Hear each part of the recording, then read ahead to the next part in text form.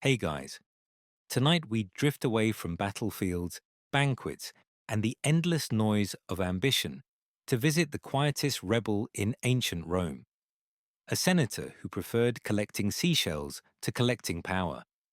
Picture this: the edge of empire, where the roar of the sea drowns even the voice of the Senate. The wind carries salt and secrets, gulls wheel above broken marble cliffs, and the surf pulls at your sandals as if to say, you belong here, not there. The sun has slipped low, painting the Tyrrhenian coast in the color of bronze coins that never quite reached the treasury. And here he stands, the man Rome calls Lucius Varius Crispus, barefoot, toga hitched to the knees, stooping every few steps to pick up another small wonder from the sand. Not jewels, not tribute, not the heavy symbols of office, but seashells, scalloped, spiral, broken, perfect. He examines each with the same care other men reserve for legislation. A senator in rank, yes, but his heart, clearly, was given to the waves. So before you get comfortable, take a moment to like the video and subscribe, but only if you genuinely enjoy what I do here. And let me know in the comments where you're listening from and what time it is where you are right now. Now, dim the lights, maybe turn on a fan for that soft background hum, and let's ease into tonight's journey together. You walk beside him, the sand cool beneath your feet. The sea hisses gently, unbothered by politics. He pauses to hold a shell to his ear, smiling faintly. "Listen," he says, "this one sounds like an honest man." You laugh, softly, because even laughter feels too loud here. This is the first paradox of Lucius Crispus, a senator allergic to speech. He attends the forum when duty demands it, but more often he's here, where the tides argue more eloquently than men ever could. A mainstream historical fact anchors the image. Romans of the late Republic and early Empire often kept seaside villas along the Bay of Naples or the coasts of Campania, escaping the heat and intrigue of Rome. Pliny the Younger wrote letters from such retreats, praising the kindly silence of the waves. Our senator belongs to that same world, yet takes the escape further. As he walks, you notice how his hands, once pale from ink and scrolls, have turned golden from the sun. Each shell he lifts becomes a meditation on symmetry, on fragility, on how beauty hides inside the ordinary. Behind him, the servants carry baskets already half full. He gestures for them to slow down. "Only those the sea offers freely," he murmurs. "No digging, no forcing." One of the slaves, a boy from Syracuse, nods shyly. He's never known a master who collects shells instead of taxes. "Do the waves ever tire?" you ask him. Crispus smiles. "Only people do. The sea has better discipline. In the distance, the sound of a trumpet, faint but sharp, signals another summons from Rome. Somewhere beyond these cliffs, senators debate grain tariffs, borders, pride. Here, only the wind answers. He sighs, turns the shell in his hand, and pockets it like a secret. "They'll want me tomorrow," he says. "They always do." The city can't abide a man who refuses to shout. A fringe tidbit from antiquity drifts through your thoughts. Senators were expected to appear daily when the curia met, but absences could be excused for religious retreats or illness. Some men faked both. Others, like our Lucius, practiced a kind of moral truancy, attending when present, absent when attending. Historians still argue whether that made them cowards or philosophers. The sun dips lower. The sea grows bronze, then iron. Crispus kneels to trace patterns in the wet sand, tiny spirals and lines that look like diagrams of forgotten galaxies. "Order," he says softly. "The world already has enough chaos. It needs collectors of calm." You realize how strange it is that this man, technically powerful, radiates such unpower. He wears no insignia, no golden ring, just a simple wool toga, salt-stiff and stained at the hem. He moves like someone who has made peace with being overlooked. He gestures toward the horizon. "See that," he says. "That's where Rome ends. And everything worth keeping begins." The wind catches his words, carries them over the foam, and scatters them like the shells he loves. You follow him until dusk turns the sea to pewter. A servant lights a small lamp. Its flame flickers in the breeze.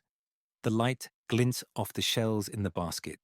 Pearly, pink, some chipped, some flawless.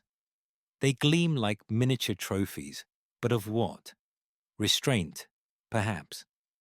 As the tide creeps higher, he stands watching the waves erase his footprints. "That," he says quietly, "is the best kind of monument."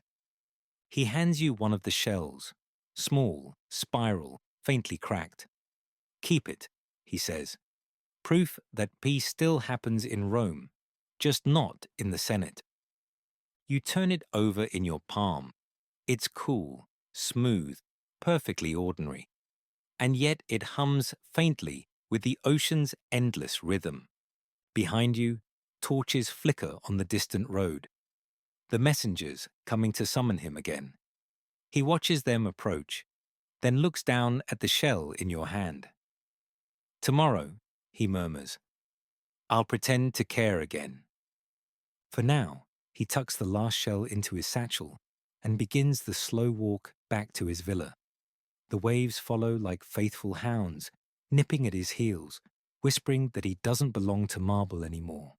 And as you walk with him, the sound of the surf grows steadier, softer, rhythmic. The world's oldest lullaby, sung to a senator who's already half asleep inside his own serenity. The senator's villa sits above a crescent-shaped bay, its columns overlooking water that glitters like molten glass. In the quiet hours before dawn, he often walks barefoot through the colonnade, the stones still cool from the night. The servants whisper that he never truly sleeps, only drifts, as though the tide of his thoughts rises and falls all night long. Tonight, you follow him into the inner courtyard where a fountain murmurs softly. The marble basin overflows with seashells of every shape and hue, tiny snail spirals, broad fan shells, pearlescent shards that catch the moonlight like coins. This isn't decoration, it's devotion.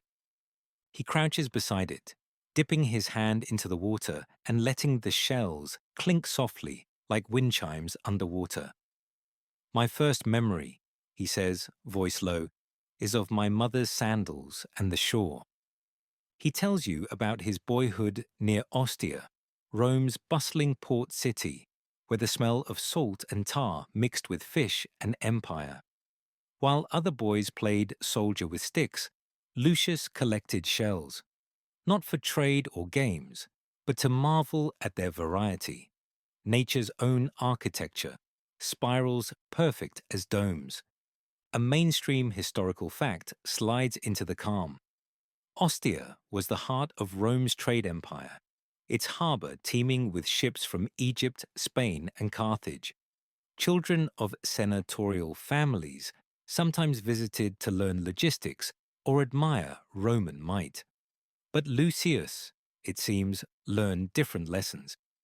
He describes crouching by the shallows, holding a shell up to the sunlight, filtering through the sea. He remembers asking his father, a stern praetor, "Who builds these palaces for creatures so small?" His father had frowned, as though the question were un-Roman. "The gods waste their craft on trivia," he'd said. "Better you study law than shells." Lucius smiles faintly. "I think that was the first time I disagreed with Rome." You can almost see the boy, dark hair tangled, knees scraped, a little figure chasing waves with a stick while the horizon burned copper. When storms blew in, he'd stand barefoot on the sand, counting the lightning flashes and imagining Jupiter sculpting shells instead of throwing bolts. His tutors, of course, tried to train the wonder out of him. They taught rhetoric, law, history, the pillars of Roman virtue. But even as they declaimed about conquest, Lucius doodled shells in the margins of his wax tablets. The spirals, he later said, helped him concentrate. The irony wasn't lost on him when, as a young man, he was elected quaestor, an accountant of empire. I was counting coins, he tells you, but dreaming of tides. A fringe tidbit surfaces, gentle as foam. Romans believed seashells were sacred to Venus, goddess of beauty and calm birth. They symbolize serenity emerging from chaos, soft life protected by fragile strength. Historians still argue whether Lucius's fascination was religious or rebellious. One evening, years later, his mother had found him sitting by the shore again, adulthood pressing close, but not yet final. "You'll go to Rome soon," she'd said. "Promise me you'll keep something of this." He had laughed, tossing a small conch into the waves. "Mother, Rome has no beaches." "Then bring one with you," she'd replied. He did. When he first arrived in the city, young, uncertain, and polished in borrowed confidence, his luggage contained 2 togas, 1 wax tablet, and a small linen pouch full of shells. He kept it under his bed in the senator's dormitory, pulling it out when speeches grew dull or nights too long. He tells you this with the soft amusement of someone remembering a private rebellion. "I suppose every man needs a secret to stay sane," he says. You imagine him then, in the echoing marble halls of the Senate, the world's greatest empire booming around him, quietly fingering a shell in his pocket, while others argued over war. Did no one notice, you ask? "Oh, they noticed," he says.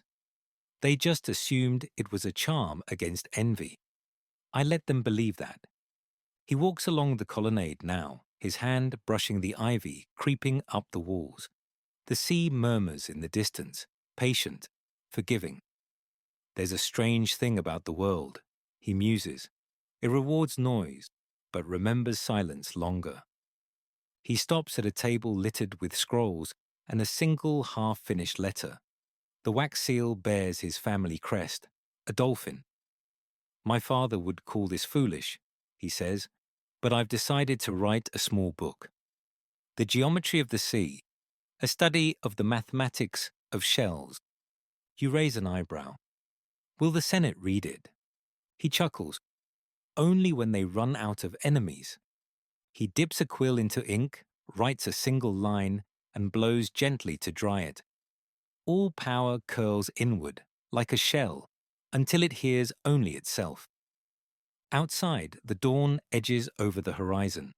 The first gull cries. Servants stir. Lucius turns toward the light. "Do you hear that?" he says. "That's the empire breathing in. Soon it will start shouting again." He glances back at his shells, each shining softly in the fountain's glow. But not yet. And as the first sunbeam catches the water, he picks up a small, ridged shell, cream-colored, perfect, and holds it against his ear once more. His face softens, and the lines of age momentarily vanish. "Still honest," he whispers, "still uncorrupted." He looks at you and smiles. "Come, let's see how long that can last." You follow him toward the marble steps leading down to the sea. The world smells of salt and beginning, and for a moment, Rome feels very far away. By the time Lucius Varius Crispus first steps into the marble halls of the Senate, the city is already sweating under its own grandeur. The marble glows white in the morning light. Senators in crimson-edged togas swarm the steps like gulls, arguing over scraps, and the air hums with ambition. Thick, metallic, relentless. You follow behind him, the scent of salt and sea replaced by hot wax, perfume, and politics. He walks differently from the rest. While the others hurry with purpose, their sandals slapping the floor like punctuation marks of power, Crispus strolls, unhurried, eyes slightly distant. He nods politely to greetings, though his attention drifts toward the patterns carved into the marble pillars. Spiral motifs that remind him, no doubt, of waves. He is, technically, one of them now, elected by lineage, educated by the best rhetoricians, carrying the family name of Varius, one of those old patrician houses whose ancestors supposedly fought beside Aeneas himself.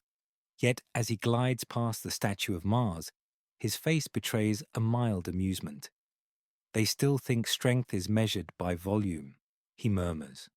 Inside, the Senate hall gleams, rows of men arranged by rank, the air heavy with expectation and olive oil. The consul of the day, a sharp-eyed hawk of a man named Fabius Quintillus, rises to speak of taxation and troop movements. His words echo grandly. Around him, heads nod in rhythmic agreement, like reeds swaying to the wind. Lucius sits quietly in the back row, a small wax tablet resting on his knee. While others scribble figures, he sketches the curve of a nautilus shell. A mainstream historical fact gives this moment its grounding. Roman senators often carried wax tablets to jot quick notes during debates, though most used them to record arguments or insults to use later in speeches. Lucius, however, fills his with patterns, symbols, fragments of calm, in an empire allergic to stillness. Fabius drones on about new conquests, grain shortages in Africa, mutinies in Illyria, tribute in Gaul.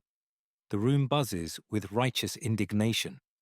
Lucius glances toward the tall windows, where sunlight filters through the dust, turning it into shimmering motes. He imagines it's sea spray.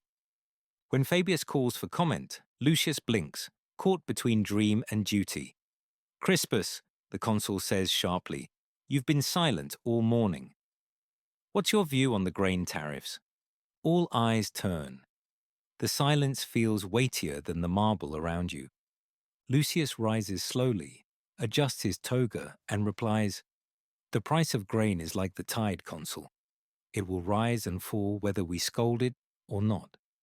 A pause, then a ripple of laughter. A few senators nod approvingly, mistaking his calm for metaphorical depth. Fabius squints, unsure whether he's been mocked. "Then you propose nothing." Lucius smiles faintly. "I propose patience." More laughter, polite and confused.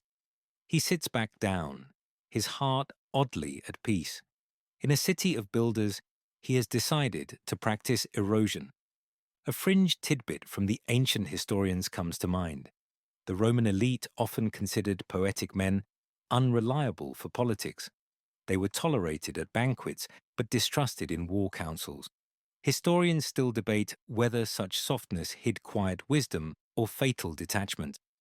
After the session, he walks through the forum, while clerks and messengers hurry around him, shouting news of decrees and victories. He passes statues of senators immortalized in marble, their faces carved in perpetual sternness. "Do you think they were ever happy?" he asks you softly. You shake your head. He pauses before one statue, a man gripping a scroll, his expression permanently proud. "He spent 40 years shouting," Lucius murmurs, "and not one person remembers what he said." Later, in his small study, he writes a line in his private notebook: "Noise is Rome's favorite armor." Then, almost as an afterthought, "And mine is the sea." His servant, the young boy from Syracuse, knocks gently. "Master, the consul's messenger again. They request your presence tomorrow." Lucius chuckles. They always request. The sea demands. He rolls up his tablet, tucks it into a wooden box, and steps onto his balcony. Below, the Tiber flows, brown, patient, indifferent. All rivers lead to Rome, he says, but some men prefer to walk upstream. A breeze rises from the river, carrying the scent of algae and distance. He breathes it in. You can smell freedom if you listen hard enough, he tells you. As night falls, the city begins its ritual symphony. Cartwheels grinding, slaves calling to each other, laughter spilling from taverns. It's the empire's heartbeat, pulsing too loud to ignore. Yet from his balcony, it sounds almost like the sea again, if you squint with your ears. He smiles, setting a small shell, his talisman, on the windowsill. They'll think I'm eccentric, he says. But eccentricity is just peace in exile. You watch him pour himself a cup of watered wine, raise it toward the dark horizon, and whisper, to quiet rebellions. The moon hangs low above the rooftops, a pale, cracked coin. Lucius's reflection wavers in his cup, calm, thoughtful, slightly amused. Somewhere deep inside, you sense that this man, destined for the Senate's endless noise, will never truly belong to it. When the lamps burn low and the servants sleep, he opens his box of shells once more. He arranges them in a neat spiral on the table, tracing the pattern with his finger until his breathing slows. Outside, the city mutters, restless as always. But in that single room, one man dreams of silence shaped like a seashell. The next morning begins not with the roar of the forum, but with the quiet hush of waves echoing in Lucius's head. He's sitting in the Senate again, but his eyes drift constantly toward the sunlight, slanting across the marble floor, tracing faint ripples that remind him of water. The other senators shift impatiently, their jeweled rings tapping against benches, the sound like a restless swarm of cicadas. Crispus, whispers a neighbor, you haven't spoken for 2 sessions. Lucius smiles faintly, drawing a spiral on his wax tablet. I've found that most things improve when left unsaid. The neighbor blinks, unsure if that's philosophy or insult. Outside, the city hums its usual chorus, vendors shouting, soldiers clanking down stone streets, messengers dashing through arches. Inside, the air grows thick with speeches about taxes, grain, and borders. But Lucius hears something else entirely, the faint rhythm of the sea he left behind. He tilts his head slightly, as though listening, and in that act, something inside the hall changes. The sunlight glints off the white marble and the tiny dust motes swirling through it. Suddenly, even this monumental space feels like a beach trapped inside stone. When a particularly heated debate breaks out, senators shouting over whether Rome should expand further east, Lucius picks up a piece of broken pottery from his desk and runs his thumb along the curved edge. The fragment feels smooth, comforting. The empire is a pot, he murmurs to you. Too much heat, and it cracks. He's not wrong. A mainstream historical fact ripples quietly beneath his observation. By the early imperial period, the Roman Senate had become a theatre more than a council. Real power sat in the emperor's hands, leaving senators to bicker over rhetoric, while pretending to steer the ship of state. For a man like Lucius, more poet than politician, it must have felt like being locked inside a storm of empty thunder. His fingers drift to the edge of his toga, where he's sewn a small seashell into the hem. When debates grow unbearable, he presses it between his thumb and palm like a charm. A shout jolts the chamber. Fabius Quintilis again, demanding higher taxes for a new naval campaign. Rome's glory is built on conquest, he cries. Lucius raises an eyebrow, whispers under his breath, and its exhaustion on maintenance. He catches your eye, a flicker of mischief lighting his features. He waits for a pause in the noise and stands, slow and deliberate. Conscript fathers, He begins softly. His voice is calm, barely carrying. A few heads turn in surprise. I've listened to talk of expansion for 20 years, he says. Each new province brings more roads, more soldiers, more governors, and fewer poets. The map grows, and yet the soul of Rome shrinks. A stunned silence. Someone coughs. Someone else scoffs. Lucius continues, undeterred. If the gods wished us to own everything, they would have given us fewer borders and more patience. He sits. The murmuring starts immediately, some angry, some amused, some impressed. Fabius leans over, eyes cold. You sound like a philosopher, not a senator. Lucius smiles. And you sound like a soldier, not a thinker. Perhaps we're both lost. The laughter that follows is small but sincere, the kind that flickers quickly before dying under the weight of disapproval. After the session, he walks out through the marble portico. The sunlight hits his face full on, and he blinks, freed. The city noise feels heavier after hours of ceremony, and for a moment, he pauses at the edge of the forum. The Tiber glints in the distance. You think they'll punish you for that speech, you ask. He shrugs. I didn't give a speech. I gave them silence with subtitles. That evening, he dines with a few friends in his villa garden. They're minor poets, retired generals, and one philosopher who smells faintly of olives and doubt. The talk drifts between wine, politics, and myth. But Lucius, as always, steers it toward the sea. I've been thinking, he says, that perhaps Poseidon would have made a better emperor. He knows how to move without conquering. The philosopher chuckles. And how to drown opposition, no doubt. Lucius grins. Yes, but at least his justice leaves shells instead of widows. The table erupts in gentle laughter. A fringe tidbit drifts in with the candle smoke. In some late Republican letters, Roman elites describe the sea as an honest tutor, a metaphor for clarity and impermanence. Historians still debate whether this was poetic vanity or genuine yearning for simplicity in a crowded empire. When the others leave, Lucius remains at the table, watching the candle flame waver in the wind. He sets one of his shells beside the flame, its pale surface catching the light like polished ivory. You see, he says softly, even in stillness, the sea moves. The night grows quiet around him. The sounds of Rome fade to a murmur.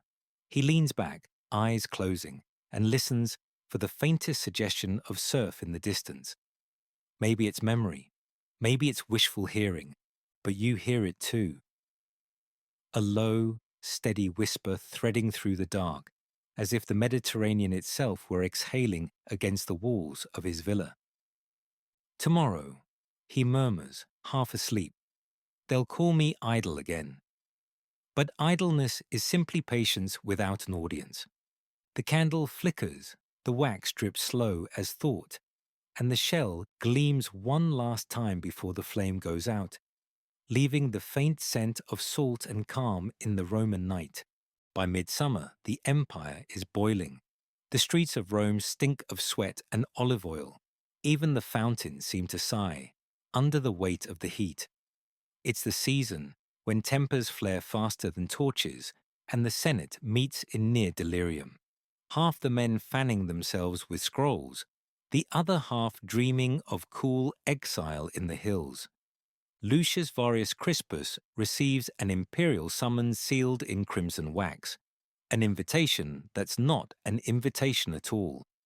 The emperor himself requests his council at the Golden Palace, that glimmering labyrinth where marble corridors echo with ambition and the smell of roses tries to mask something less pleasant. Fear. He doesn't rush. He never rushes. While the city races around him, Lucius walks to the palace along the shaded side of the road, sandals slapping softly, a linen pouch of seashells hidden in his sleeve like a secret prayer. At the gate, guards bow and servants usher him through the perfumed halls, where fountains sparkle and slaves scatter petals before every imperial guest. He looks down at the petals, crimson, violet, white, trampled and sticky underfoot. Even beauty, he mutters, gets crushed in service. When he enters the banquet chamber, the emperor is already reclined on a golden couch, surrounded by flatterers. He gestures lazily with a jeweled hand. Crispus, Rome's quietest senator. They say you spend more time with fish than with politics. Lucius bows, his tone dry. Fish don't interrupt, sire. Laughter ripples through the room, though it's the nervous kind, the kind courtiers use to survive. The emperor waves away the jest. We're discussing the conquest of Dacia. You've kept your silence too long. Speak. Lucius glances at the enormous map stretched across the table. Red lines mark rivers and mountains. Golden pins mark victories yet to happen. He studies it for a long moment, then says softly, "It looks like a wound that hasn't decided whether to heal." The room stills. Someone coughs. The emperor squints. "You disapprove of expansion?" "I disapprove of indigestion," Lucius replies. "Even an empire must learn when it's full." A servant drops a tray somewhere in the corner. The crash echoes like a verdict. A mainstream historical fact steadies the scene. Roman emperors often gathered senators at lavish banquets to stage debates on conquests or policies. These events were theatre disguised as politics, and disagreement, even mild, could be fatal if phrased poorly. The emperor studies him. Then, unexpectedly, he smiles. "You have a poet's courage." Lucius bows again, and a senator's survival instinct. That draws genuine laughter this time, and the tension breaks. Wine flows, music resumes, and conversation turns to trivialities. New mosaics, horse races, the latest scandal involving someone's nephew. Lucius eats sparingly, more interested in the sound of the fountains trickling nearby. When a platter of shellfish arrives, he picks up one oyster, turning it in his fingers. The others slurp theirs greedily. Lucius simply examines the shell. The sea, he muses, gives Rome its treasures, but only when it chooses. The emperor overhears. "You speak as if the sea has opinions." Lucius smiles faintly. "It does, sire. It refuses to hold shape." The emperor leans forward, intrigued. "And what shape do you hold, Crispus?" Lucius looks at the oyster shell again, its edge gleaming like polished marble. One that listens better than it speaks. The emperor studies him for a moment longer, then waves him away with a soft chuckle. "Go then. I'll keep my storms. You keep your silence." As Lucius leaves the palace, the scent of roses fades, replaced by the smell of rain on distant stone. Outside, thunder grumbles over the Tiber, echoing faintly against the hills. He pauses at the steps, opens his hand, and places the oyster shell on the railing. Rain begins to fall, washing away the last traces of rose petals from his sandals. "You shouldn't have said that," you tell him quietly. He shrugs, pulling his cloak closer. "I only said what everyone else was thinking. They just lacked the tide to carry it."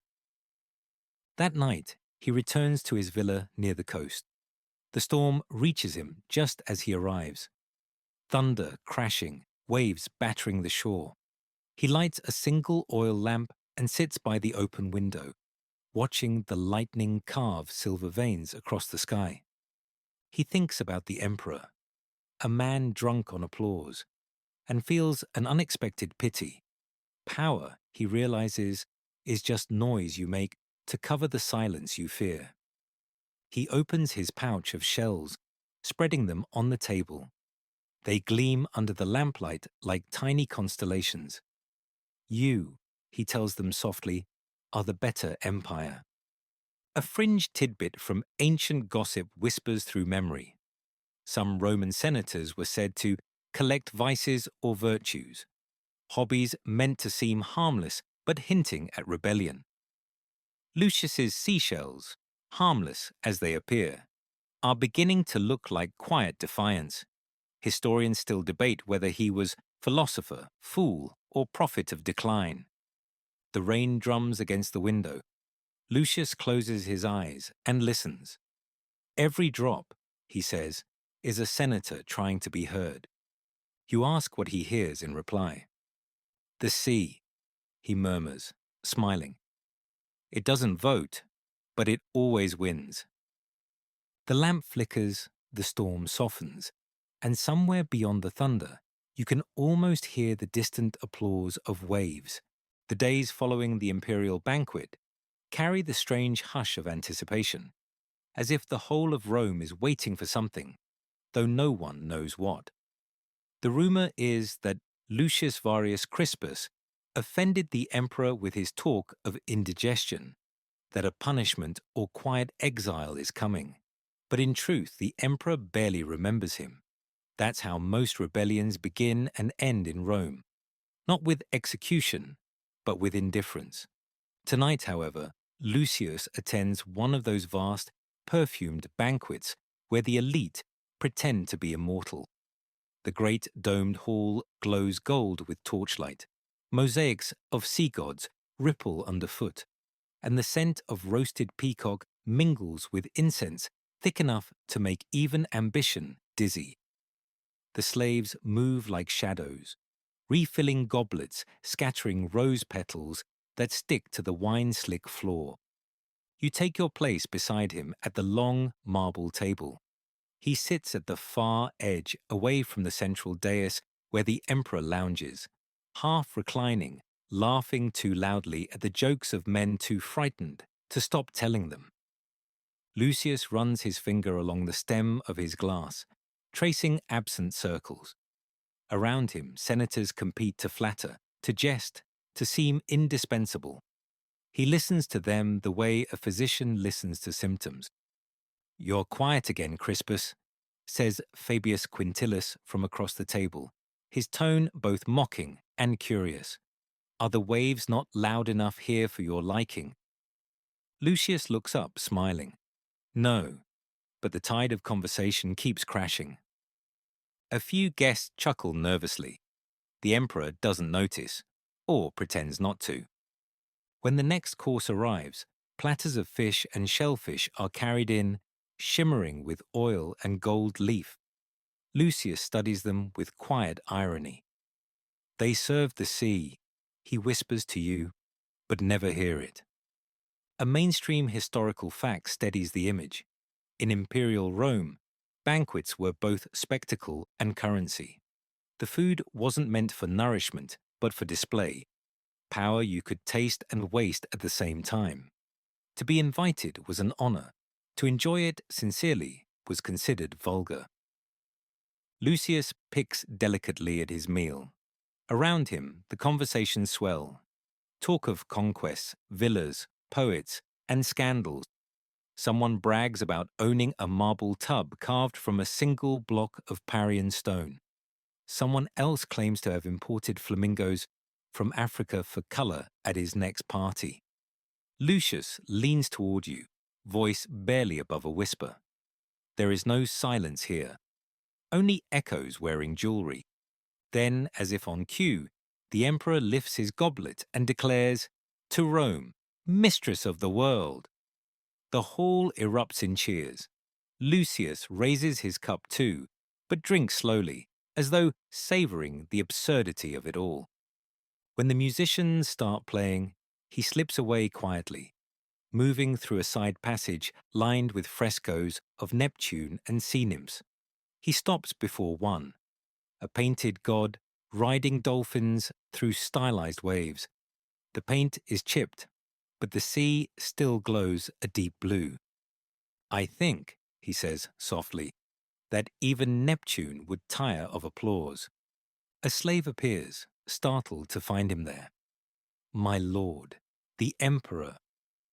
Knows I'm bored, Lucius interrupts kindly. Tell him I went to consult with the only senator who doesn't argue.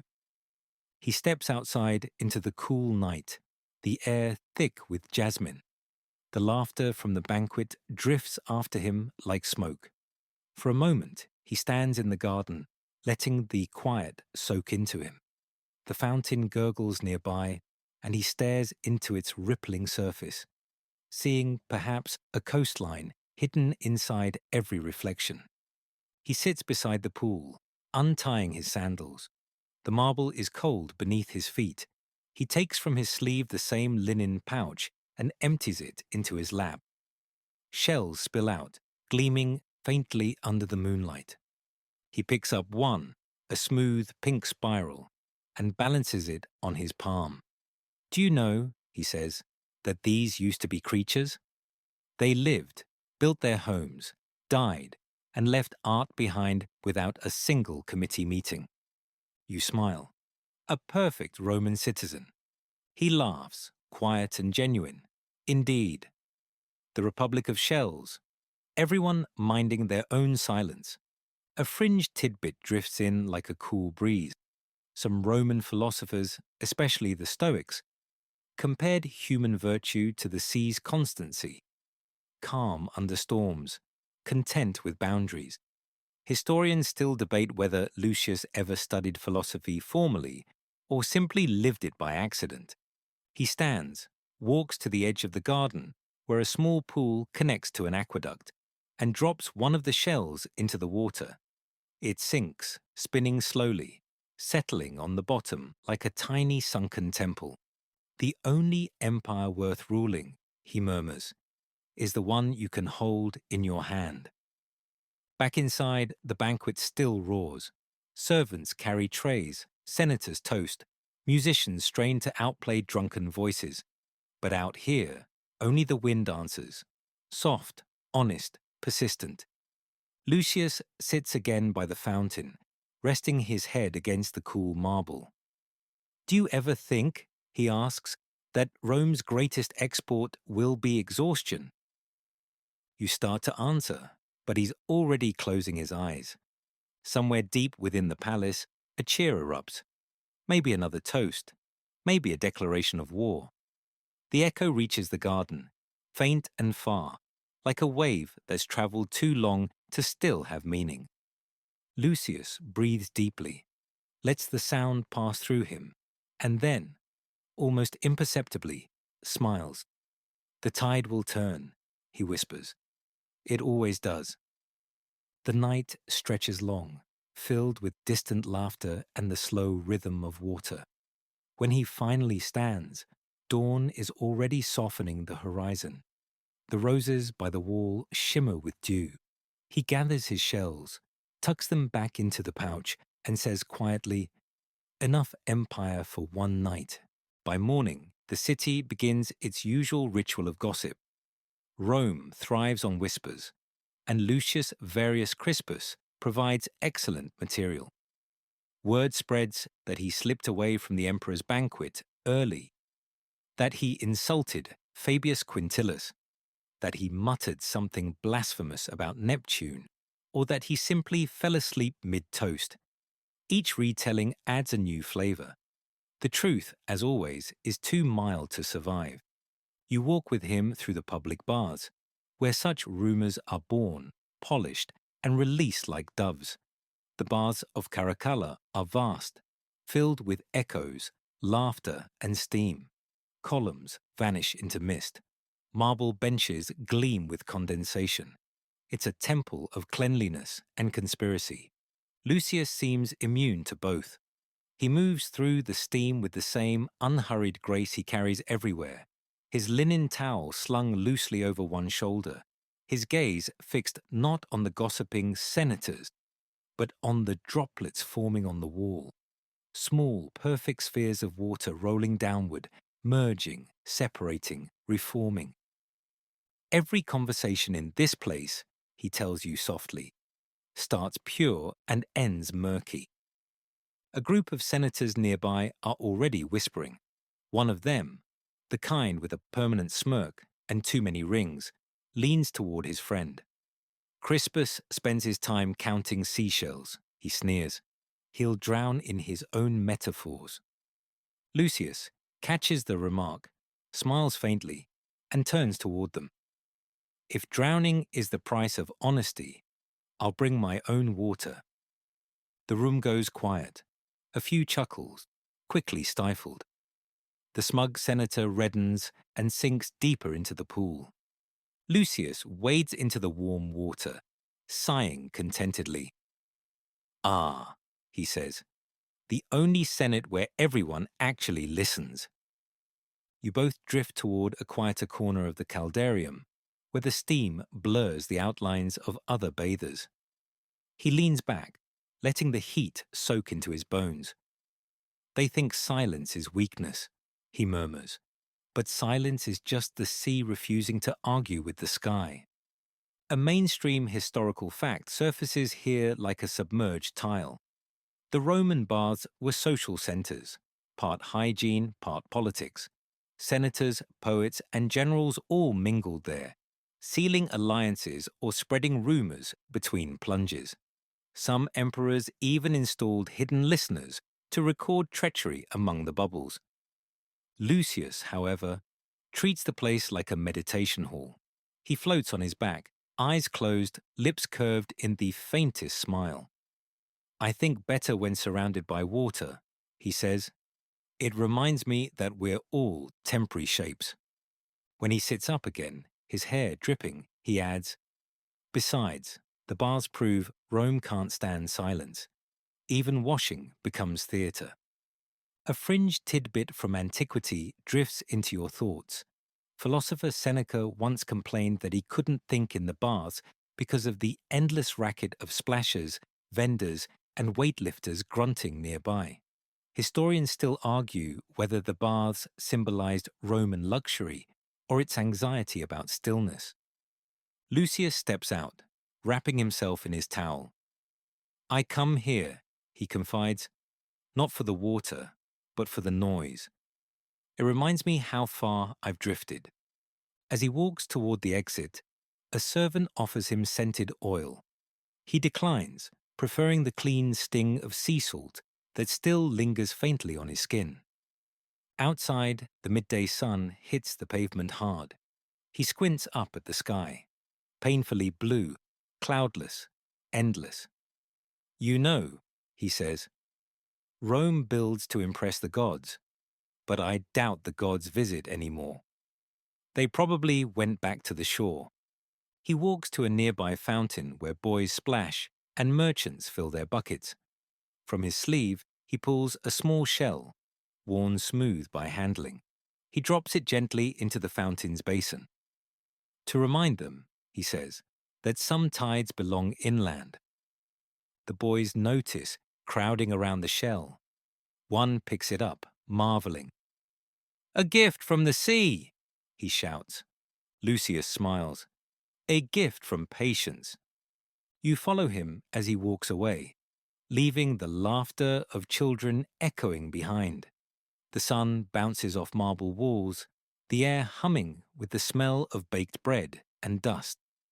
Back at his villa, he reclines in the shade of an olive tree, dictating a letter to his scribe.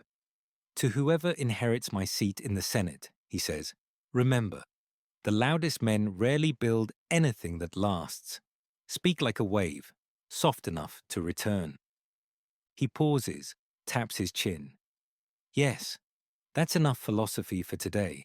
Add, also, vote against the next tax increase. The scribe hides a grin. As the afternoon heat deepens, Lucius dozes off. The cicadas buzz their ancient chorus, a sound older than empire. His breathing evens out, steady, peaceful. The sea may be miles away, but it has clearly claimed him anyway. When he wakes, twilight is softening the villa. He stirs, stretches, and says dreamily, they were whispering about me again, weren't they? You nod. He laughs, a low, contented sound. Good. Let them whisper. It's the closest thing they have to prayer. By the time the cicadas fade and the first cool winds of autumn reach the capital, Lucius Varius Crispus has done the unthinkable. He's vanished from Rome without permission. No grand announcement, no formal retirement speech, simply gone.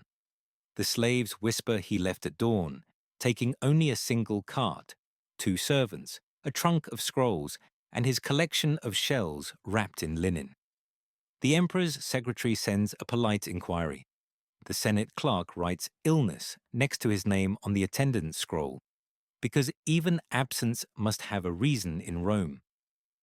You find him days later on the coast of Campania, at his seaside villa, a modest, sun-bleached place overlooking cliffs where waves hammer endlessly below.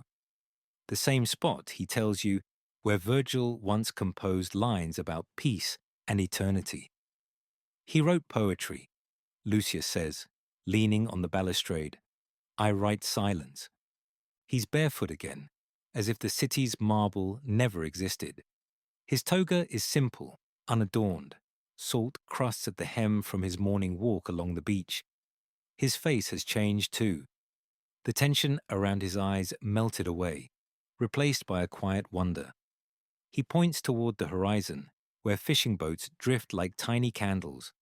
That, he says, is Rome's only honest army. Inside the villa, the air smells of wax and seaweed. Shells are everywhere, on tables, windowsills, even arranged in spirals across the floor mosaics. Some are huge conches that sing faintly when you pass. Others are no larger than coins, pale as bone. He has labelled each one with a scrap of parchment, found near Baiae, gift of a fisherman, broken yet perfect. He sits beside a small writing desk and begins a letter. To my peers in the Senate, he writes, I have retired to study the politics of waves. He chuckles, sealing it with wax. That should confuse them for weeks. A mainstream historical fact glimmers like sunlight through water. Wealthy Romans often maintained coastal villas along the Bay of Naples, especially near Baiae, Cumae, and Pompeii. These retreats were symbols of status, but also escapes, where poets, philosophers, and even emperors sought relief from the city's feverish pulse. Lucius walks down to the beach at sunset. Fishermen are mending nets, singing low songs about the tides. He greets them as equals, asking about currents and storms instead of politics. They seem startled by his humility. You're not like the others, one says, knotting rope between calloused fingers. Lucius smiles. That's the kindest insult I've ever received. He squats beside the nets, studying the intricate pattern. A perfect metaphor, he murmurs. We cast lines, thinking we control the catch, but the sea decides. As he helps them coil the ropes, you notice how easily he fits here. No titles, no ceremony, just another man moving in rhythm with the water. That evening, he hosts a small dinner, grilled fish, olives, coarse bread, and wine. His guests are fishermen, a wandering philosopher from Tarentum, and a local potter. They sit on stools, passing the wine jug, laughing softly as waves hiss against the rocks below. The philosopher, curious, asks, Do you not miss power, Senator? Lucius thinks for a long moment. Power, he says finally, is like sand. Try to hold it and it runs away, but lie down on it and it supports you. The men nod, slowly, thoughtfully. A fringe tidbit from Roman letters surfaces in your mind. Pliny the Younger once described how idle days by the sea restored moral balance, the mind purged by horizon and salt. Historians still debate whether such retreats were true escapes or just performances of virtue. Lucius at least seems sincere. When the moon rises, he leads you to the terrace. The sea gleams like molten silver. He places one of his shells on the balustrade. The sea leaves these behind to remind us of itself, he says. The Empire will do the same someday. Ruins are just seashells with better press. You both laugh quietly, though his words carry that wistful truth the knight always teases out. He turns the shell in his hand, examining its faint cracks. Each of these, he says softly, was once a home. Maybe that's all I'm building now. Homes for silence. The waves roll in below, steady, deliberate. He listens, eyes half closed. Do you hear that? He asks. It's not the sea talking. It's the sea remembering. For a long moment, neither of you speaks. The air hums with that sacred stillness that only appears after the world stops performing. He finally sighs, smiling. Tomorrow, I'll write again. The tide seems to like my handwriting. As you leave him there on the terrace, silhouetted against the moonlit water, you realize that Lucius hasn't escaped Rome. He simply replaced it, traded the applause of men for the applause of waves, and found that one sounds far kinder than the other. Morning comes quietly to the coast of Campania, the kind of morning that moves slower than thought. The mist still hugs the cliffs, gulls drift on invisible currents, and the waves slap rhythmically against the rocks as though the sea itself is keeping time for some invisible symphony. Lucius Varius Crispus is already awake. He's sitting cross-legged in the sand, sleeves rolled up, his hair tousled by the salt breeze. Around him, the beach glows pale gold, littered with shells from last night's tide. Small gifts from the water, arranged by nature with more grace than any sculptor could hope for. But this morning, he's not alone. A young slave, barely 16, eyes wide with curiosity, kneels beside him, holding a wicker basket. This is Daphnis, the same boy who once polished marble floors in the Roman villa. Now his job is simpler and stranger, to help his master identify seashells. Do you see this one? Lucius says, holding up a spiral shell streaked with lavender and cream. That's a murex. Rome used it to make purple dye, the same color senators wear when they want to look immortal. He turns it in his hand, smiling faintly. It's funny, isn't it? Power extracted from a snail. Daphnis giggles, unsure if that's a joke he's allowed to laugh at. Lucius continues. The ancients say the shell's color is born from pain. You have to crush the creature to get the dye. Every senator wears tragedy on his shoulders and calls it prestige. He tosses the shell gently back into the waves. Let's find prettier ones. A mainstream historical fact anchors the scene. Tyrian purple, the dye prized by Roman elites, really was made by crushing thousands of murex snails.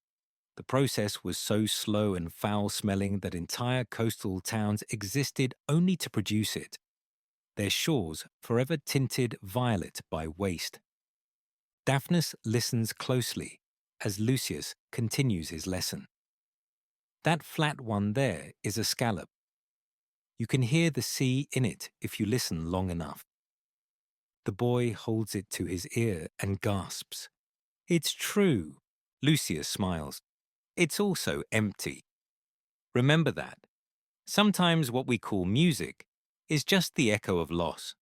They move slowly along the beach, the sun rising behind them. Daphnis learns the difference between smooth shells and rough ones, between those shaped by rocks and those shaped by patience. Soon the basket fills, not with riches, but with quiet treasures, each with its own small story. You're a strange master, Daphnis blurts finally. Other men teach their slaves how to pour wine or count coins. You teach me shells. Lucius chuckles. You're learning more than you think. Every shell holds a law of the universe. Which law? He looks out at the sea. That all power starts soft. Daphnis tilts his head, frowning thoughtfully. Then why does Rome act so hard? Lucius laughs, a low, warm sound that startles a gull nearby. Because Rome is afraid someone will hear its emptiness. They stop to rest under a fig tree near the dunes. Lucius pours 2 cups of watered wine and hands one to the boy. Drink slowly. Wine has as much temper as senators. Daphnis hesitates. You speak kindly to me, master. Aren't you afraid the gods will frown? Lucius takes a sip, unbothered. The gods love small rebellions. It keeps eternity interesting.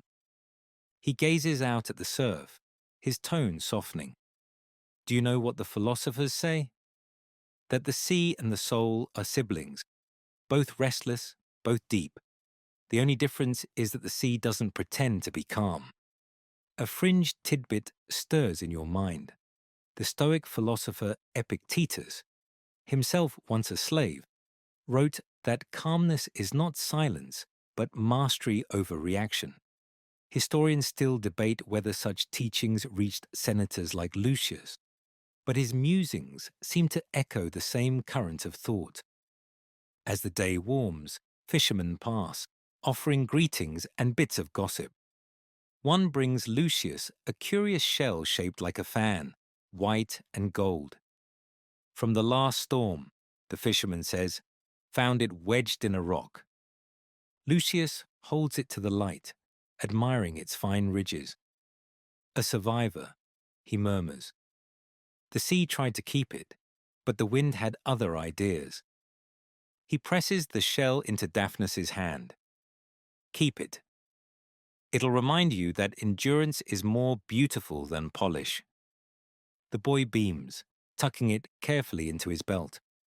When the sun begins to sink, Lucius walks along the tide line, the basket light now. Most of the shells return to the waves. He hums softly, an old tune no one in Rome would recognize. Funny, he says, how I've spent a lifetime learning to speak, only to find the sea has better syntax. Daphnis grins. Then maybe I'll become a senator too, and we'll debate the tides. Lucius laughs so hard he nearly drops his sandals. Do that, boy. Rome needs a few senators who can tell when to stop talking. They walk home together through the dusk, carrying only the shells that insisted on being kept. Behind them, the tide erases their footprints, as if the sea, jealous of such peace, refuses to let it linger too long. The boy looks back once. Master, the waves took our trail. Lucius nods. Good. That means we walked the right way. The horizon blushes pink and gold, the last light folding itself into the calm water. You realize that this beach, quiet and endless, has become more of a senate than any marble hall ever was. Every wave a motion past, every shell an unspoken law. The wind shifts inland, carrying the faint scent of rain and the hum of distant thunder. Inside the villa, Lucius Varius Crispus sits at his cedar desk. The shutters open wide so he can hear the waves breathing below. The room smells faintly of ink, salt, and the wax of half-melted candles. The table is cluttered, scrolls piled haphazardly, a chipped oil lamp, a small knife for trimming quills, and shells scattered like punctuation marks across his notes. Tonight, he writes, not speeches, not decrees, but letters, to no one in particular. Some begin with "to the sea," others with "to patience," and one simply says, "Dear Rome, please learn to listen." He dips his pen again, the scratch of it against parchment blending with the rhythm of the surf. His handwriting drifts between neat and chaotic, like tides obeying no master. Outside, Daphnis sits beneath the portico, stringing shells together into a small garland. For the villa door, he explains, when Lucius looks up, so the wind can make music when it visits. Lucius smiles. Every home should have a choir. He returns to his scroll.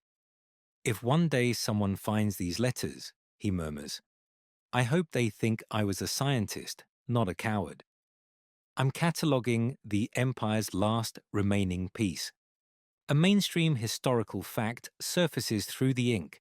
Many Roman aristocrats wrote private essays, poems, or reflections never meant for publication. Works like Seneca's Letters to Lucilius or Marcus Aurelius's Meditations were personal exercises, moral rehearsals rather than public performances. Lucius, it seems, has joined their company by accident, though his subject is not virtue or empire, but serenity itself. He pauses, staring at the candle flame. The Senate will call this retreat, he says softly, but I prefer to call it study. He reaches for a particular shell, a pale spiral, smaller than his thumb. This one, he says, reminds me of the acoustics in the Curia Julia. You could whisper a lie there, and it would echo like a truth.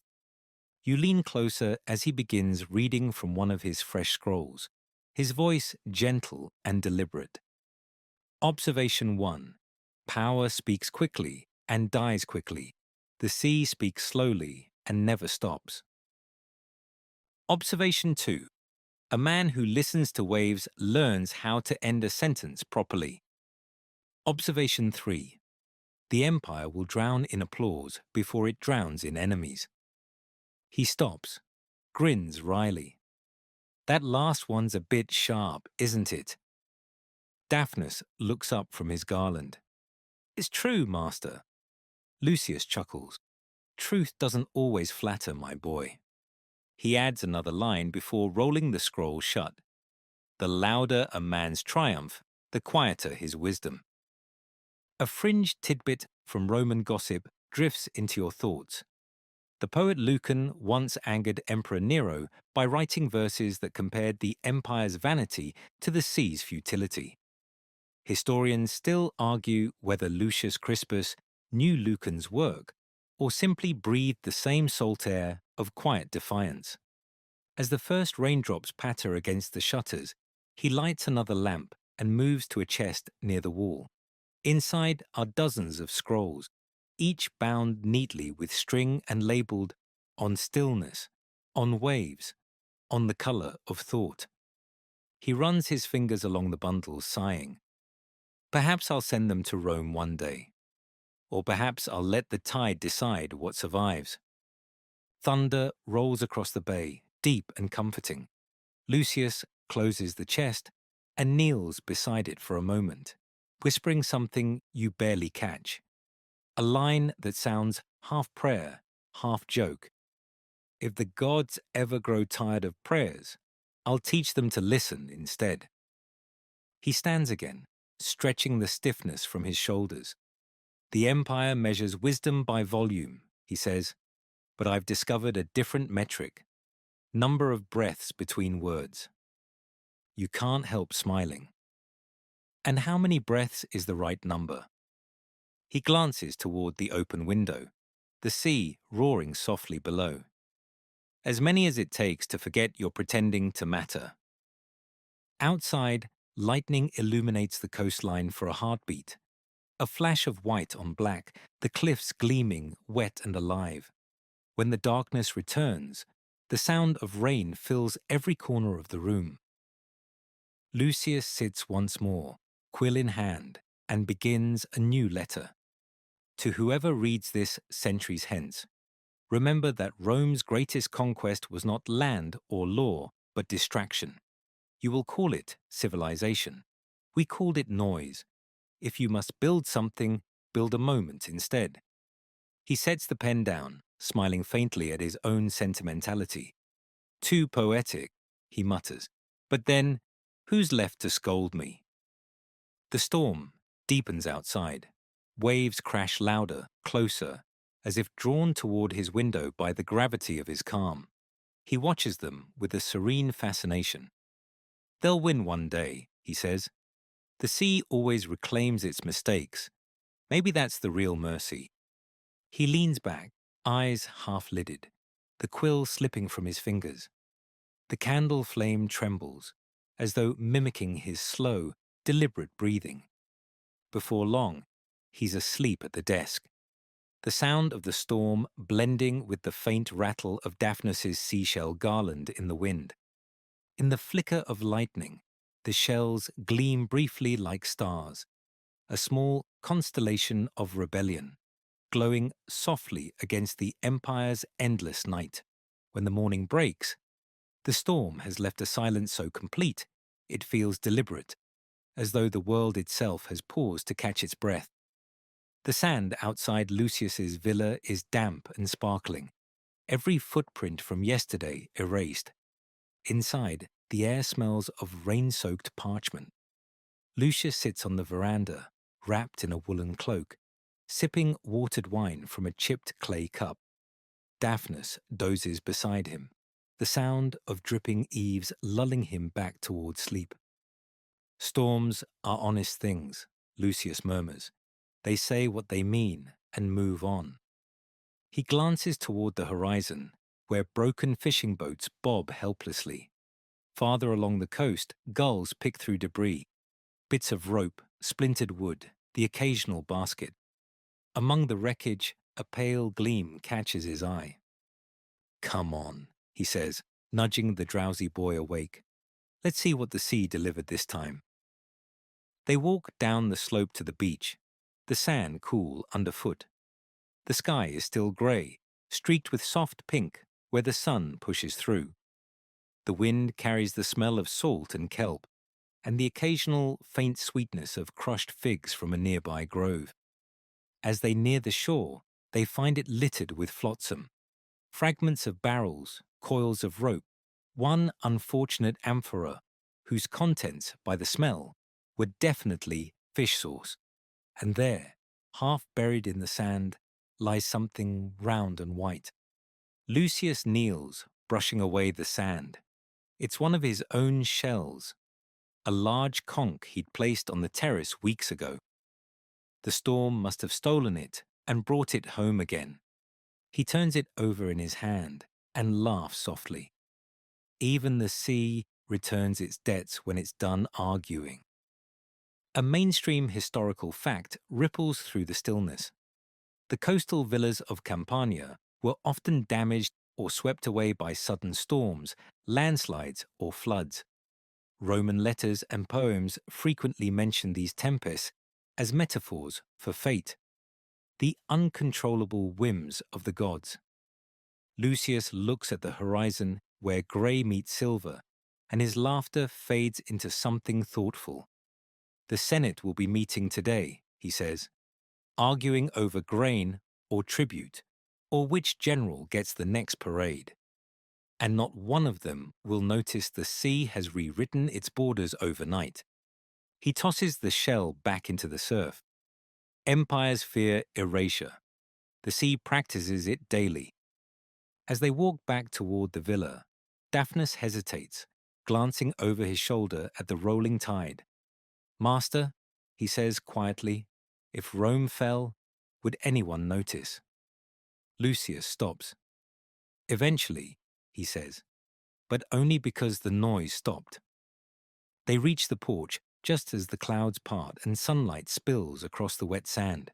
The entire coastline gleams, every puddle a mirror, every pebble a star. "That's the empire I prefer," Lucius says softly, shining for no one in particular. A messenger arrives that afternoon, soaked from travel, clutching a wax-sealed letter. He bows low, eyes darting nervously between Lucius and the scroll. "From the Senate, my lord." Lucius takes it, cracks the seal, and reads. Then, calmly, he laughs. "They accuse me," he says, "of neglecting my civic duties during a crisis." He reads aloud.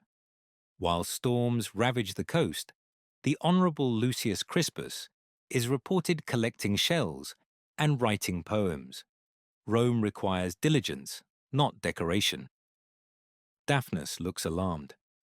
"What will you do, master?" Lucius folds the letter carefully, placing it beneath a paperweight shaped like a dolphin. "I'll write them back, of course." He dips his quill and begins. To the Honourable Senate, I thank you for your reminder. Please be assured that I too have witnessed destruction and chosen, as always, to rebuild what matters. Calm. He pauses, smiling. That should confuse them nicely. As evening falls, he and Daphnis prepare supper.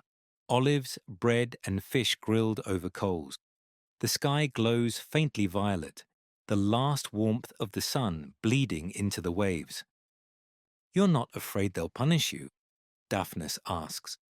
Lucius shakes his head. You can't punish someone who's already stopped playing.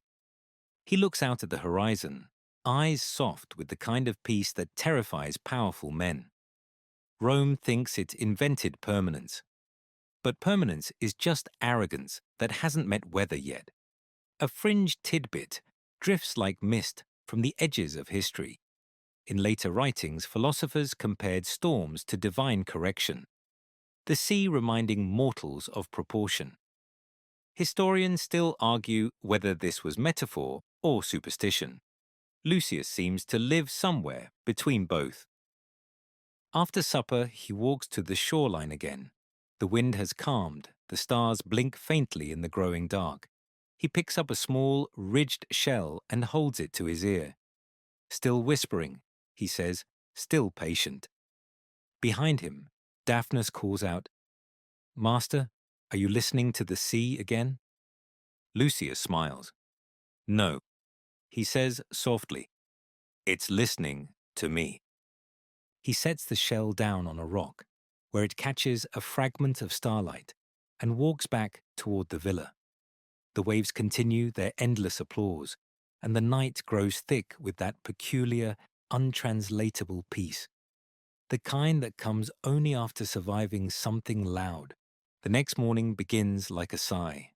The sea is glass smooth, the air clean from the storm, and sunlight spills through the open shutters in long, golden slats. Lucius Varius Crispus is sitting on the terrace again, writing. But this time, his letter isn't for the Senate. It's for someone entirely unexpected. He writes, to the Emperor with reluctant admiration. You raise an eyebrow, but he only smiles faintly, continuing his work.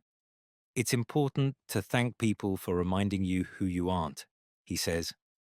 By midday, a rumble of hooves echoes down the road.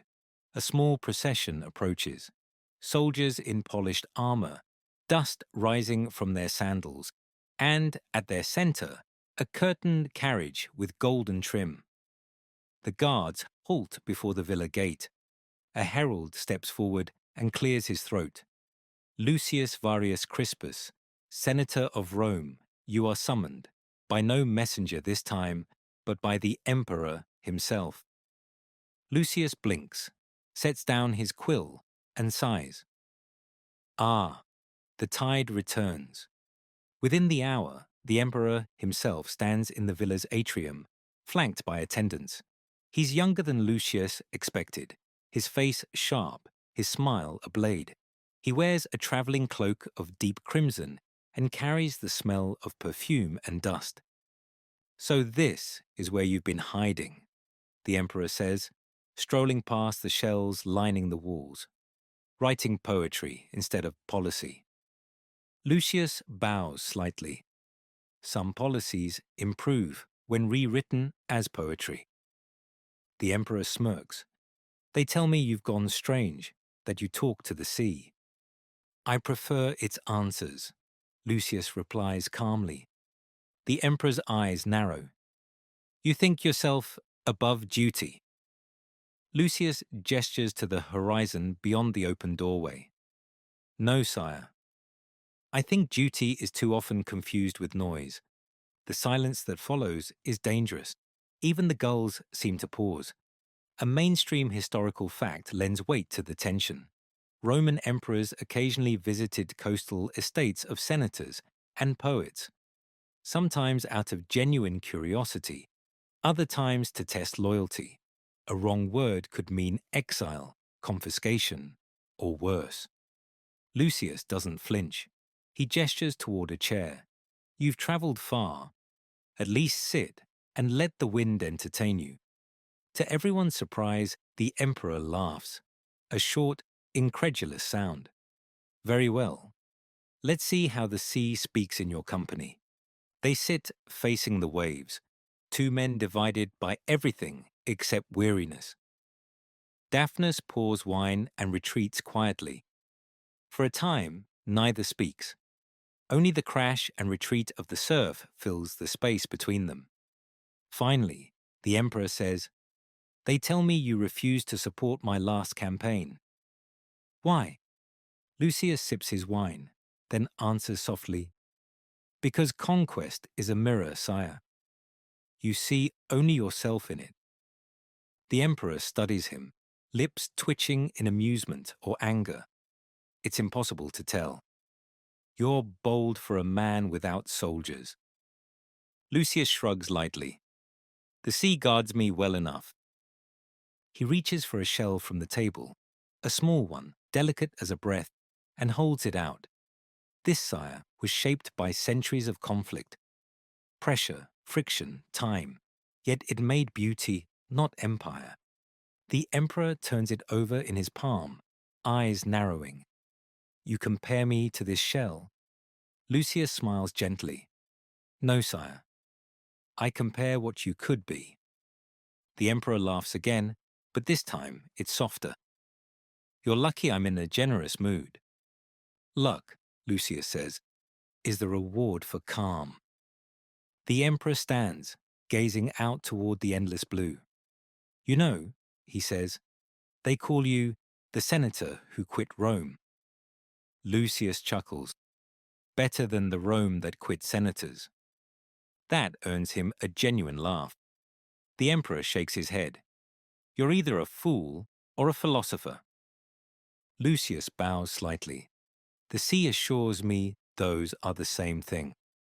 They walk together down the path to the beach, attendants keeping a wary distance.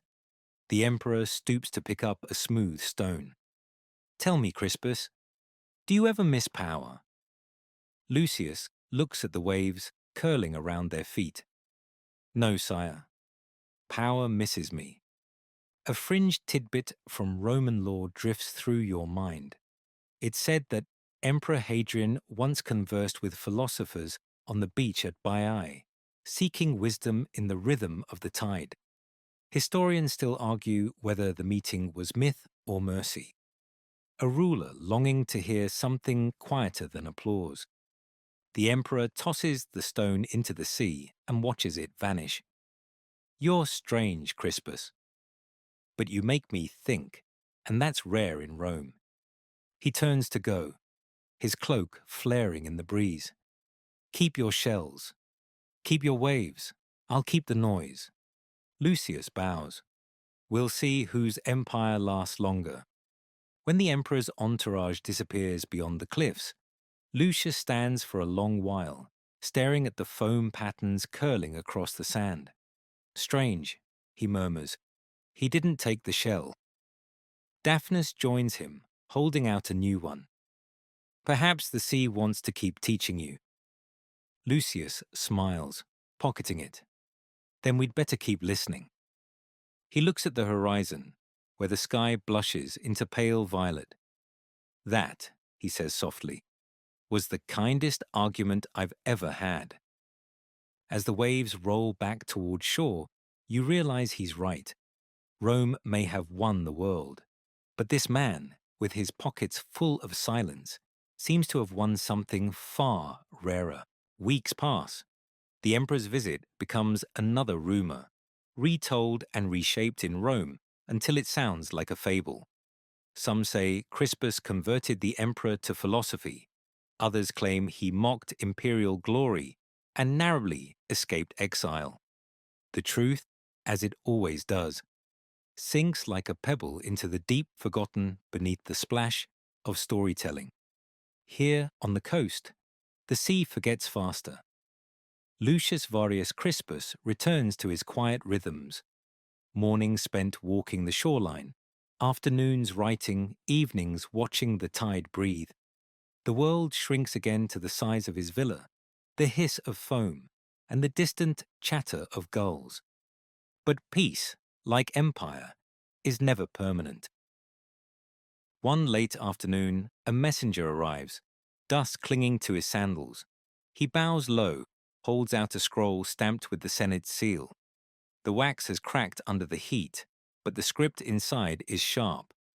Lucius Varius Crispus is hereby charged with neglect of duty and moral abandonment of his station. Daphnis reads it aloud, frowning. What does it mean, master? Lucius smiles wryly. It means they're jealous I'm not miserable. He pours a cup of wine, hands one to the boy, and says, Shall we draft our defense? You sit with him as he dips his quill, writing carefully on fresh parchment. To the noble Senate of Rome, he begins, I thank you for noticing my absence. It pleases me to know I was finally missed. He pauses, looks at you, and grins. That should wake them up before they fall asleep again. He continues, If it is neglect to observe the sea instead of shouting at marble, then I am guilty. But remember, waves and words have this in common. Both return eventually. The difference is that waves never lie. He seals the scroll and calls for a rider to deliver it. Let them debate that for a few weeks, he says. A mainstream historical fact ripples beneath his humor. Senators could indeed be censured or exiled for failing to perform their duties or for perceived disrespect. Yet, as the empire expanded, such accusations often became political theatre, a convenient way to remove inconvenient men. Lucius, however, seems immune to fear. That night, he hosts another supper for friends. A philosopher, a fisherman, and the potter who once gifted him a cracked cup. The mood is light. The conversation drifts like the wind, from storms to poetry to the absurdity of taxes. At one point, the potter lifts his wine cup and says, You know, Senator, if they do exile you, I'll make you a finer bowl for your troubles. Lucius laughs, touching the crack in the potter's current work. No need. This one already tells the better story. As they talk, thunder rumbles far away. Not from the sea this time, but inland. Daphnis peers toward the hills. A storm, master. Lucius shakes his head. No, just politics rolling downhill. Later that night, he writes again by lamplight, the air thick with the scent of rain and ink.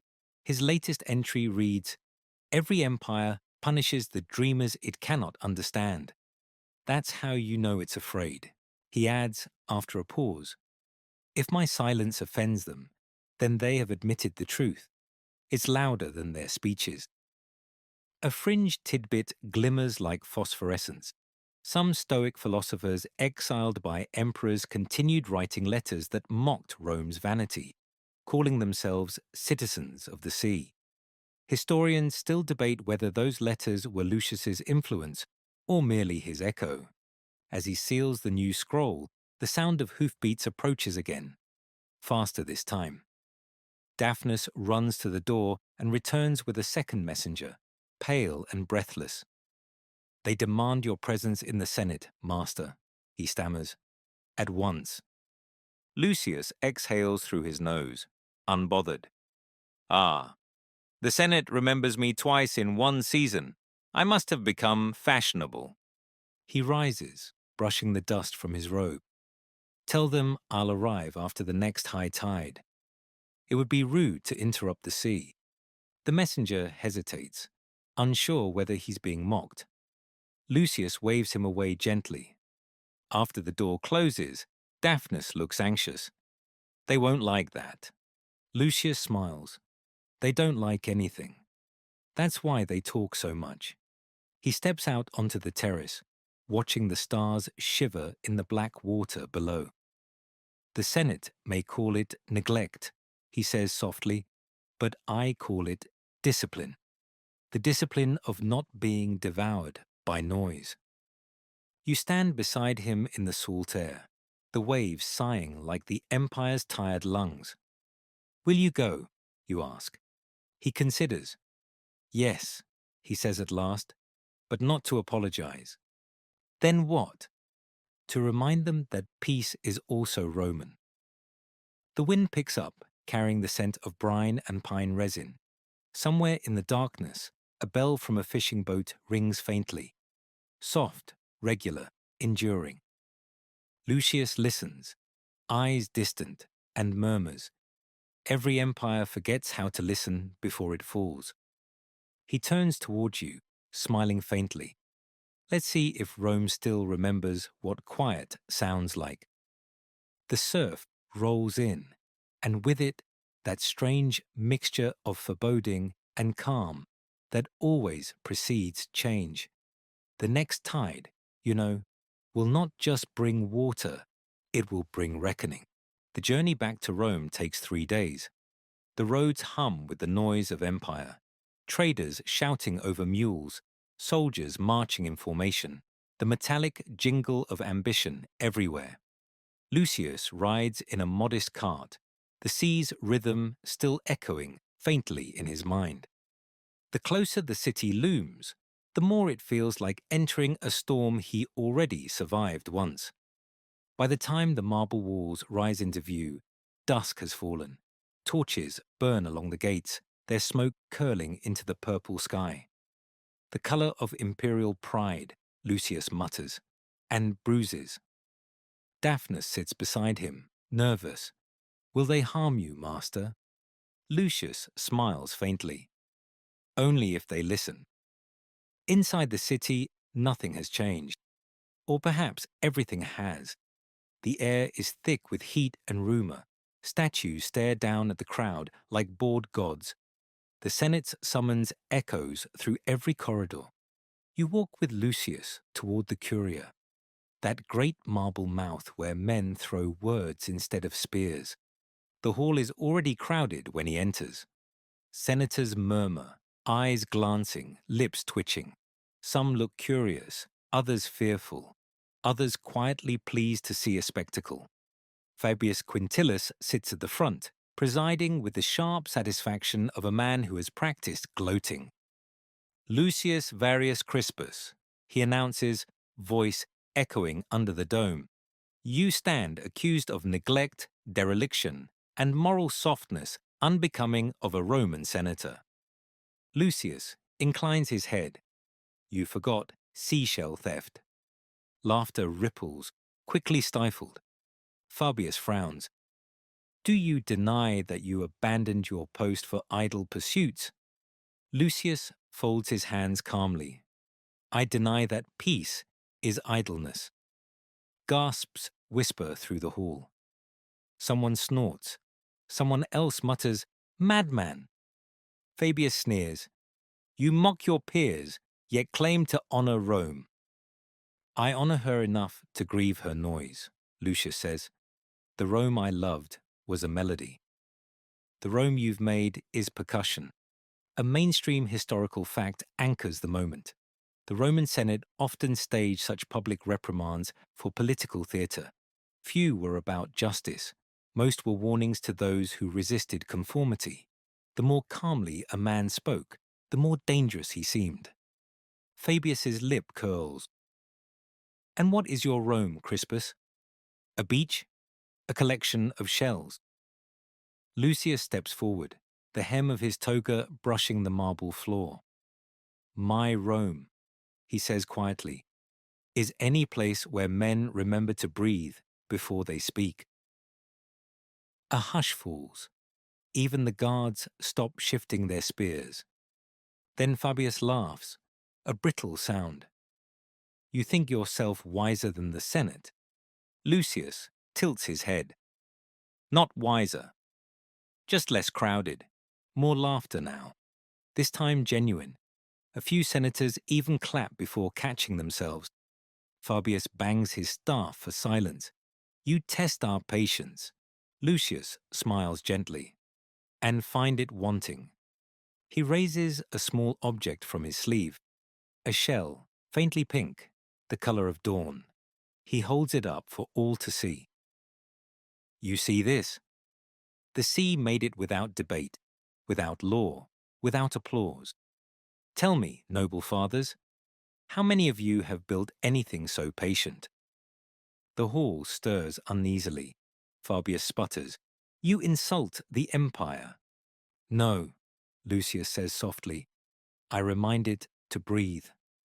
The silence that follows feels like a held breath before thunder. Finally, the senior consul, an old man with tired eyes, leans forward. Crispus, he says, you were summoned to answer your absence. Instead, you deliver riddles. Lucius bows his head. Then allow me one more. What is the worth of a man who attends every session, speaks every hour, votes every measure, yet has forgotten to think? The old man hesitates, then quietly, perhaps less than one who listens. A murmur runs through the chamber. Even Fabius falters, his anger slipping toward uncertainty. A fringed tidbit flickers in your thoughts. The Stoics taught that silence was not withdrawal, but judgment, the discipline of choosing which words deserve to exist. Historians still debate whether this philosophy ever reached the Roman Senate, but tonight it seems to have found its echo. The session ends not with a verdict, but with confusion. No one quite knows how to punish serenity. As Lucius leaves, senators whisper behind their hands, some mocking, some admiring. Outside, the forum blazes with torches. The night smells of smoke and sweat and overconfidence. Lucius stands on the steps, looking up at the stars half hidden by haze. You can't see the constellations in Rome anymore, he says. Too many fires. Daphnis tugs at his sleeve. Then let's go home, master. He smiles. Home is wherever the sea still forgives. As they walk toward the gate, a few young senators, curious or perhaps brave, follow him out. Crispus, one calls, you spoke like a philosopher tonight. What should we tell the Senate you meant? Lucius stops, looks over his shoulder and replies, tell them the tide is rising. He leaves them standing there in the torchlight, uneasy, as the wind from the coast sweeps through the streets, cool and salty. The faint reminder that Rome, however vast, still ends at the sea. The road back to Campania feels lighter than the road to Rome ever did. The dust seems softer beneath the cartwheels, the air less heavy, as if the empire itself has sighed in relief that Lucius Varius Crispus has returned to his proper element. He sits quietly, cloak drawn around his shoulders, eyes half closed as olive groves roll by. Daphnis hums to himself on the driver's bench, the tune barely audible above the creak of wood and the distant hum of cicadas. When they reach the coast, the first thing Lucius does is step down and walk straight toward the sea. The horizon glows orange with the setting sun, the waves small and lazy. He removes his sandals, letting the water curl around his ankles. Ah, he says softly, Rome shout, but the sea remembers my name. Daphnis joins him, carrying a small chest wrapped in linen. I kept them safe, he says proudly. Inside are the senator's shells, clean, glistening, each one arranged just as Lucius left them. Lucius kneels and runs his fingers through them as though counting old friends. They've seen more Senate meetings than wisdom has. He jokes, smiling. A mainstream historical fact grounds the scene. Roman aristocrats who retired to coastal estates often described their later years as a philosophical second life, devoted to writing, gardening, and contemplation. Pliny the Younger called it a noble leisure. Lucius has turned that leisure into quiet resistance. He sits down on a rock and begins dictating to Daphnis. Write this, boy. Observation the last. Empires collapse the same way waves retreat, slowly, gracefully, pretending it was their idea. Daphnis chuckles. Should I send that to the Senate? Lucius grins. Only if they start swimming. They both laugh, the sound blending with the sea breeze. Then he grows thoughtful. Do you know what I envied most about fishermen? He asks. They never wonder whether the tide approves of them. He looks out across the bay where a few boats drift in the fading light. Rome wants eternity, he says. But eternity belongs to things that repeat. Waves, wind, kindness, not marble. A gull cries overhead, wheeling against the gold sky. Lucius watches it disappear into the light. That's what I wanted to be, he murmurs. Not remembered, just returned. As night deepens, they light a small brazier on the terrace. The flames flicker, reflected in the polished shells scattered on the table like tiny moons. Lucius speaks softly, almost to himself. The Senate will forget me by winter. That's fine. I'd rather be a story the sea tells in whispers. A fringe tidbit from later writers surfaces in your thoughts. Some Roman letters mention a senator who left Rome to collect eternity from the shore. Scholars still debate if it was Lucius or another restless soul. But the legend remains. A man who traded applause for waves. He leans back, eyes half closed. Perhaps they'll write that I went mad, he says. Let them. Sanity is just conformity with better manners. Daphnis sets another shell beside him. Then this one can be your epitaph, master. Lucius chuckles. A fair exchange, marble for melody.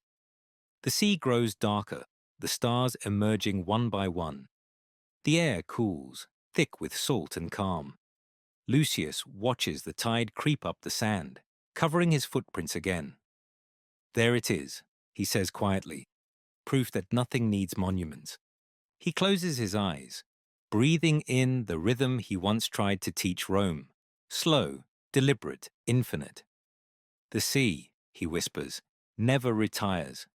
It simply changes tone. He grows still, not asleep exactly, but resting inside the sound he has always trusted most. Daphnis watches, uncertain whether to speak, but Lucius's expression says enough. That serene, half-smiling peace of a man who finally found a sentence worth ending on silence. The brazier burns low. The shells glint in the dim light, their curves catching each flicker until they seem alive. Waves roll in, closer now, polishing the stones at the villa's edge, whispering their eternal chorus. For a long while, the night hums with that sound. Not mournful, not triumphant. Just steady, eternal, the way truth sounds when it stops needing applause. The sea hushes everything. Even your thoughts begin to loosen, drifting like shells on a quiet current. You can picture him still there. Lucius, barefoot in the moonlight, the water brushing against his robe, the stars trembling above him. The empire fades behind him, reduced to a faint shimmer on the horizon, a dream someone else is still having. The air is cool, full of salt and calm. The only light comes from the embers of the brazier, glowing softly like a heartbeat, and the faint silver edges of the shells he left behind. Each one catches a breath of wind, a soft chime of sound, as if the sea itself were turning the pages of a story it has told too many times. You can hear that rhythm now, slow, unhurried, forgiving. The waves inhale, the waves exhale. You breathe with them, your pulse steadying, your mind smoothing itself out like sand after a tide. He was right, you realize.